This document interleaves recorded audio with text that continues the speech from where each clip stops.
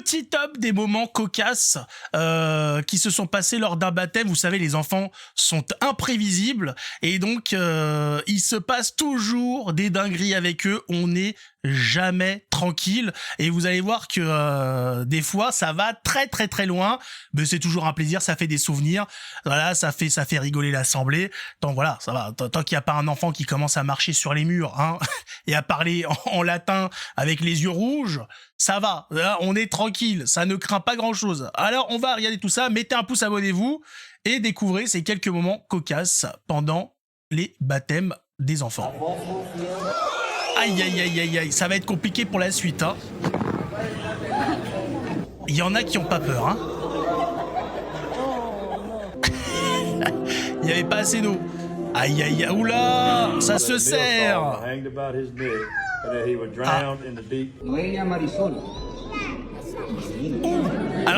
Alors là, c'est compliqué cette situation. Quand vous allez baptiser un enfant qui est en âge de parler et qu'il dit non, est-ce que le baptême est valide ?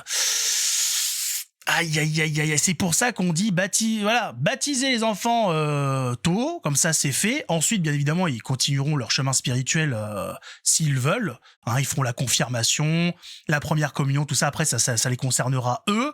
Mais voilà, attention à choisir. Soit vous le baptisez très jeune, comme ça la chose est faite. Ils n'ont pas eu le temps de pécher, ils sont pas encore, voilà, ils n'ont pas la conscience du bien et du mal et tout.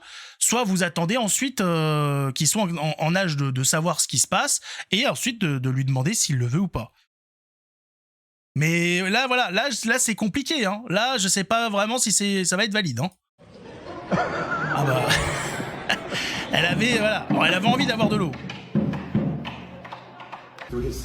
Ah mais il faut contrôler les gamins quand même, hein. Non, oh là là, c'est pour ça.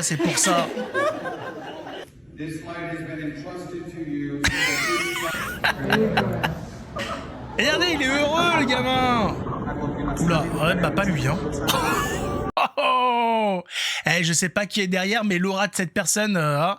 Les enfants ont la perception des fois. Je pense peut-être qu'avec leurs yeux d'enfant, ils voient des choses parce que, vous savez, ils ont selon la distance, vu que leurs yeux sont complètement finis autour de là, je crois que c'est 5-6 ans où vraiment l'œil atteint 95% de sa formation. Au début, voilà, ils voient des formes selon la distance. Ils voient plutôt des formes, des couleurs. Là, ce qu'il voit, ça lui plaît pas du tout, hein. Ah, les dents travaillent, hein.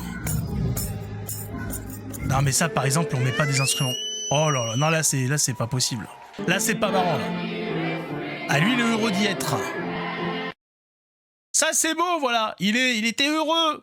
Non, voilà, quelques trucs sympas. Donc voilà, alors on a vu quelques trucs pas mal, quelques trucs qui posent qui nous laissent interrogateur. Alors, je sais plus le mot.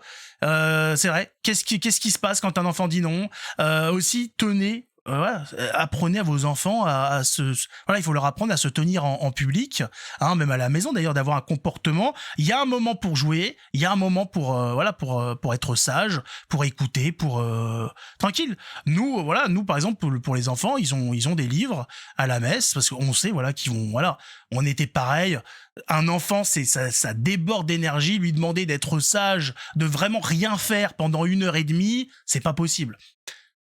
Donc, des livres, voilà, si vous avez des enfants qui ont quand même, qui ont l'habitude, qui sont pas devant la télé, qui n'ont pas des consommations de sucre débordantes, ou normalement c'est des enfants qui savent rester sages, donc avec un livre, ça leur permet de passer le temps, et la messe passe tranquille, et puis des fois ils interviennent, des fois ils chantent, quand il y a un Ave Maria ou quoi, mais voilà, faut pas leur imposer. Il faut qu'ils soient présents, parce que là, on y va, les parents y vont, faut y aller.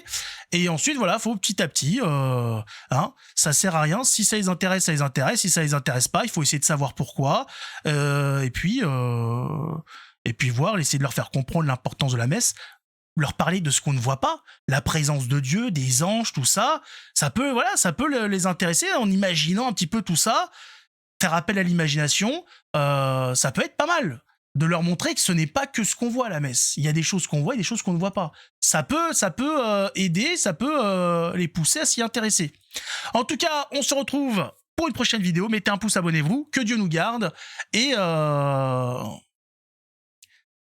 et prions pour tous ces enfants, et prions pour les enfants qui ne sont pas baptisés, parce que les pauvres, c'est des grands risques qui sont encourus à leurs âmes. Vous savez ce qui se passe quand quelqu'un n'est pas baptisé et qu'il meurt.